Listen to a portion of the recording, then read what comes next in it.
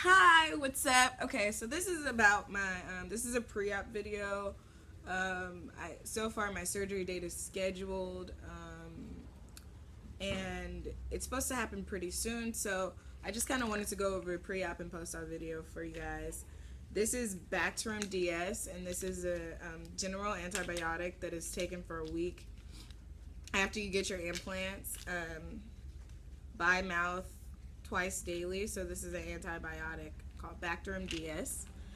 That's the one that I was given. And then Phenergan, which is promethazine, it's 25 milligrams, is another one that's prescribed. And this one is, I think it's for pain, if I'm not mistaken. Or it might be for nausea. I'm not sure because they did tell me that something was for nausea. And then there's a stool softener. It's just generic, because apparently, like, I think it's the Norcos because that's what I have a prescription for, and that's my pain medication. I think it makes it hard for you to go to the bathroom. So this is a stool softener for that. Just kind of gross. Sorry, you guys. The process started about a month and a half ago or so, and I was really scared at first. It was, I went to, the first step is a consultation. You have to pay for the consultation, but the money is docked off your surgery. So, I mean, that's kind of a benefit for it, I guess, is you do get whatever money you spend on the consultation. And if you decide to back out of surgery, you do get that money back. I mean, no, you don't get that money back. But if you go into surgery, then it's knocked off your original tab or whatever. The initial step was a consultation, and I brought a friend with me at the doctor's office I went to. And I guess that was really helpful because she actually has implants. She got them too, and she was really young. She got her implants about when she was about 19 years old or whatever. And I got I'm 19. She's 24 now, so that was helpful to have her there with me because we talked about the different types of implants before. We talked about, healing. Like her implants ended up getting infected, and she went out of the country to get implants and stuff like that. So it gave me a different perspective on what could happen if I were to go out of the country to save money, if I were to get different kind of implants, because she had silicone, but the original silicone implants, which are not the gummy bears. I'm opting for the gummy bear implants, which are the newest types of implants. They're the most durable. They have a warranty on them, where like if they bust, the company will pay for the implant and then pay for part of the procedure to get them put back in, which is kind of cool, I guess, because with the traditional implants, they're much more likely to bust, and if they do bust, the warranty is not as long. The gummy bears, I think, is a 15 or 20-year warranty, if I'm not mistaken. And if they do bust, they don't spill inside of your body and leak. It's a solid implant. It can be cut in half like a watermelon or something. It's solid. It doesn't leak fluid, whereas if silicone leaks in your body, it can be very, very painful. It can cause a lot of health problems, especially if it's not, if it just like, I guess if it goes on for too long or whatever. So, that was interesting. The consultation is kind of the first step, I would say, if you're interested in getting implants or any other procedure.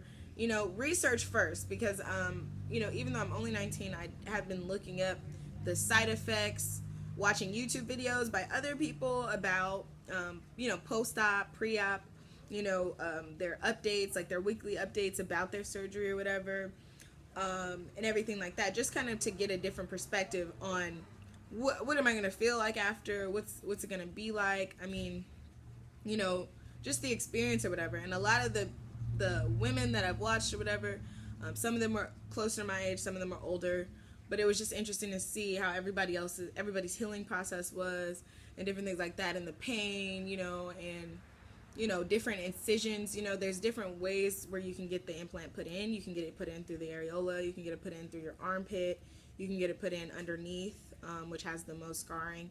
And I'm also getting a lift as well, so it was interesting to talk about that with the doctor because I have so much breast tissue naturally.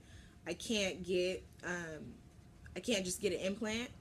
It has to be a lift as well, and because it would just be droopy already, you know, because it's already low, and my areola is set low as well. So it's just kind of interesting to get, like, I guess the full scoop on this surgery and just the specifics and everything like that. The healing time, mines are going to be over the muscle. Under the muscle is a longer recovery. It's harder. It's a lot more painful because you go through muscle spasms. The muscle contracts back and forth, and it's just very, very painful from what I've heard from my friends who's under the muscle and from what the doctor told me. So I decided to do over the muscle. One, because the gummy bear is a lot safer. It not, like I said, if it busts, it will not leak, and it will be partially replaced by the company that makes the gummy bear implant, because it's very durable. So that's always something to consider. The placement of the implant, everything like that. You get to talk about that with your doctor, which is kind of fun, and you get a feel for your doctor. I mean, my doctor is really, really nice. You know, I felt like he was not biased when he explained the procedures to me. Like, of course, I think that, you know, if you go into a surgeon's office for a consultation, they want you to get the surgery, obviously, because they get paid if you do. But he wasn't like, oh yeah, you should totally go and get this. This is totally something you need to do. You know, he was just kind of more informative than anything else, which was very helpful. So that was kind of cool. If you go for the day of my surgery, I'm having someone come with me. If you go with someone, I think is the best thing. It's a friend of mine. It's not one of my family members. None of them are actually very supportive of the situation, which is fine, but I think you should definitely have someone go with you to get your surgery, because you don't want to wake up in pain on anesthesia and alone. You know, so having that support there, I think, means so much. I discourage people from going out of the country. I mean, there's financing options for people in America. There's Care Credit, there's, I think, AmeriCare, and then one more that I can't remember the name of right now. And you can do financing. I mean, you are going to have to pay interest. So, I mean, it's kind of a loss in that sense. But the financing, I would say, is safer than going out of the country. Because you can go to Mexico and get implants for $1,000.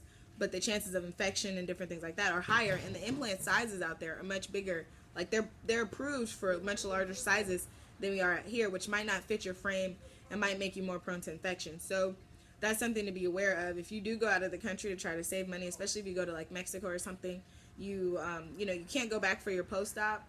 You have to heal for 6 weeks. So it's like you don't even have that on, like, I can go back to the doctor's office. If I went to Mexico, you know what I'm saying, and you have to go into Mexico. You can't get surgery like in Tijuana. You know, it's more dangerous, you know, so just be aware of what you're going to do and research it a lot. Like, the side effects of breast implants nowadays are not really, and like the adverse reactions that people may have are not really as high as they once were, because they've been doing them for so long. So just think of it like that, I guess, is that now it's much more improved, but depending on how long it's been done and what the statistics are on it, you definitely want to consider the surgery that you get. All right. I will post a post-op video maybe a few days after, depending on how I'm feeling. If not, like a week after, just so you guys can so I can talk to you about the procedure, the aftermath, you know, the pain, the garments, everything like that. You know, you can't shower for like 2 days. So, all right. Bye.